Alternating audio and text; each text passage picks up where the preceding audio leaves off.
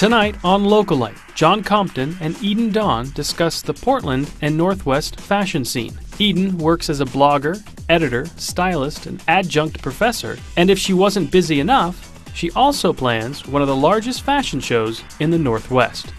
That's all coming up on Localite. So Eden Dawn, and it's your real name. It's my real name. And you're in fashion, and with a name like Eden Dawn, I would imagine you get a bit of attention. I would like to think so. No, it's absolutely the best gift my parents ever gave me, because people remember me and it sticks in their head. And is there a story behind Eden Dawn? Were they hippies, or were they, because it goes both ways. It could be sort of like, on the fringe, or it could be super elite. It's just cool. It came from actually, I believe, a James Michener novel that my mom read when she was pregnant, and she just knew I was going to be a girl and said, it's a girl, her name's going to be Eden, that's it. Done and Dawn. Done and Dawn, yes. So there you go. So then when you were a kid, was that something you were always attracted to? Or when did that start to sort of like resonate with you? I think so. I grew up, I actually went to a private school in Salem, Oregon, and we had a dress code. And I found that a little bit confining. And I think I was just always trying to be creative, to work around those means and want to still do what I wanted to do. And that forced me to kind of think about clothing a lot. Additionally, my mom sews, my grandma sews, so I absolutely was raised with the idea of what you see in stores is not limited to you. You can do whatever you want to do. And you can make it. You can make it. So were you making a lot of your clothes then that you were wearing to school? I was tweaking. I'm an excellent tweaker. Okay. Let's say that. Take something that's got some potential and fix it up. Yeah, absolutely. Take an old dress of your mom's and hem it up, and, different things like that. Okay. So you were doing this in a private school, and so you did you ever get in trouble for doing this? I got in trouble all the time. And that was part of the plan? Well, you're adolescent. Yeah, I got sent to the principal's office for dress code violations frequently. Well, it's always the kids that did something like that end up being able to make a career out of it. Yeah, it was fun. And you've made quite a career out of this. You have about 35,000 different jobs. Yes.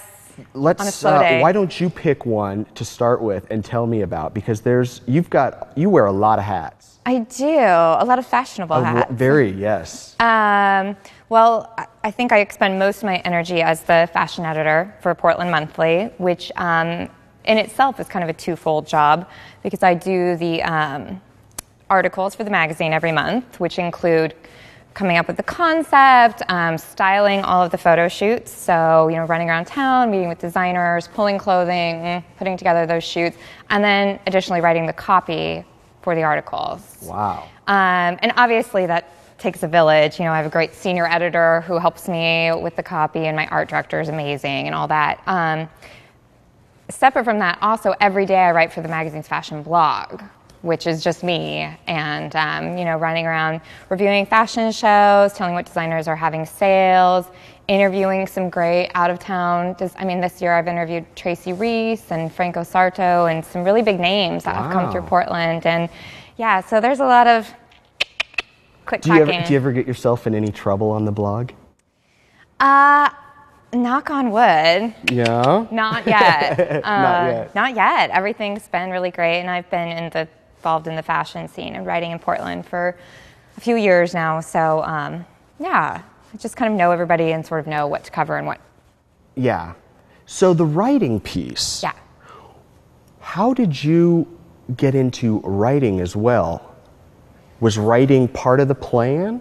Well, I think that I always loved to read so much. I grew up kind of out in the country, actually, and so there wasn't a lot of, a neighborhood of kids around. It was sort of me and my Nancy Drew and Laura Ingalls and all those things that I love so much, and I love to read, and I especially love to read about when they would talk about clothing in them. When they would talk about, Little House on the Prairie and talk about sewing her dresses by hand, and I was fascinated by it. Really? And then when I got out of high school, I actually have 2 bachelor's degrees. My first one is in English literature, and then I went on and got a Bachelor of Fine Arts in fashion design. So it kind of is the only job that sort of marries. Puts them both together, Yeah. So now, when did you actually start writing? When was your first writing job, and what was that like?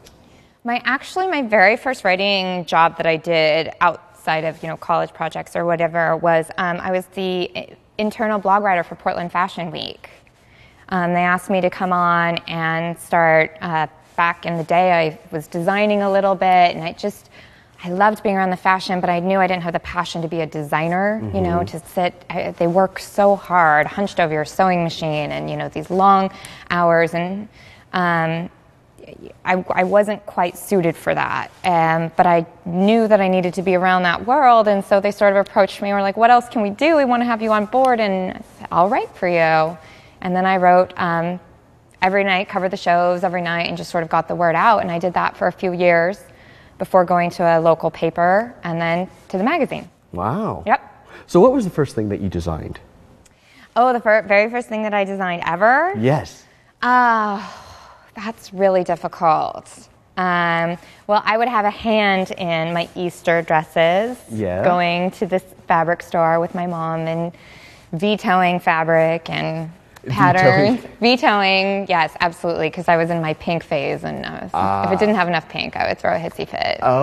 Really? Yeah, I know. It was. Okay. I owe many apologies to my mother. Now, were you one of these girls that liked all the frills and the bows and all that stuff? When I was little, absolutely. And then I got into my high school sort of rebellious phase and had green hair and, so you kind of went the alternative way. and studs and skull T-shirts and, I didn't get any of those pictures. I didn't get to see any of that. I know. I've done a very good job of deleting the internet. It's all gone. Yeah, hopefully. Yeah.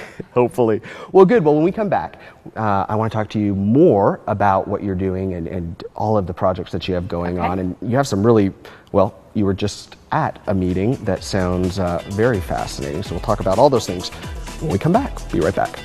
Later. The nice thing about Portland, I think, is that we're not afraid to kind of break fashion rules, It doesn't matter if you want to wear white after Labor Day and, people are mixing $2 thrift store, shoes with a $300 dress.